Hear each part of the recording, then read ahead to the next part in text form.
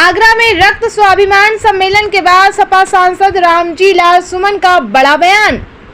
छोड़ दो। सांसद जी, आज किस तरह से जो सब कुछ हुआ है, क्या अब आगे की क्या रणनीति रहेगी आपकी तरफ से? हमारी कोई रणनीति नहीं है। समाजवादी पार्टी के राष्ट्रीय अध्यक्ष श्री अखिलेश यादव जी 19 अप्रैल को यहाँ आ रहे हैं। मैं उनको धन्यवाद देता हूँ और मैं आश्वस्त हूँ कि उनके आने से कार्यकर्ताओं में एक नई ऊर्जा का संचार होगा, एक नया जज्बा पैदा होगा। जहाँ तक निर्णय का सवाल है, मैं समाजवादी पार्टी का अदना सा कार्यकर्ता हूँ। निर्णय पार्टी की मीटिंगों में लिए जाते हैं, निर्णय व्यक्तिगत रूप से नहीं लिए जाते। तो पार्टी के राष्ट्रीय अध्यक्ष जी से मिलकर के बातचीत करके आगे की रणनीति क्या हो सकती है तभी हम तय कर सकते हैं।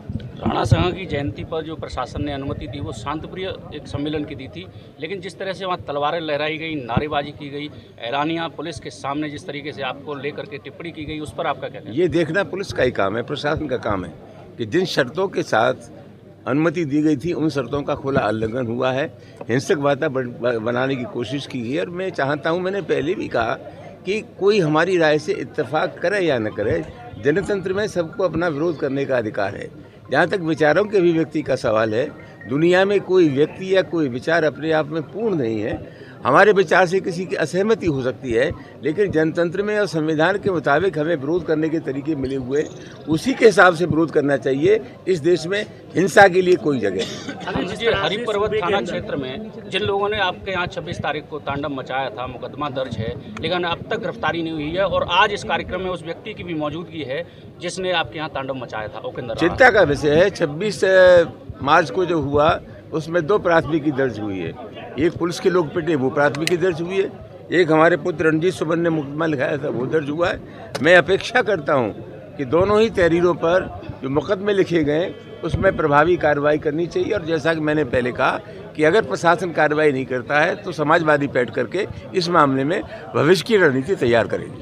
जिस तरह से 2 तस्वीरें सामने आ रही हैं कि पूरे यूपी में 2 भाग कर दिए हैं, दलित वर्सेस ठाकुर, तो क्या लगता है ये सब सत्ताधारी की फरमाइश है या फिर कुछ? ये बेकार की बात है। ये हमारी लड़ाई एक जहनीत से है, मानसिकता से है। ये वो लोग हैं जो नहीं चाहते कि लोगों को समान दर्जा दिया जाए। ये वो लोग हैं जो अखिलेश यादव जी के मुख्यमंत्री न रहने के बाद उनके मकान की सफाई कराते हैं गंगा जल से। ये वही लोग हैं जिन्होंने राजस्थान के प्रतिपक्ष के नेता को जब मंदिर में गया तो उसकी धुलाई की। ये वही लोग हैं जो जातिगत जनगणना के खिलाफ हैं। ये वही लोग हैं जो मुसलमानों की नीयत पर शक करते हैं। तो लड़ाई एक विचार से है। और कुछ लोग जो सामंतवादी लोग हैं, जो यथावत स्थिति चाहते हैं पहले की तरह, वो हमारे देश में नहीं चल सकता।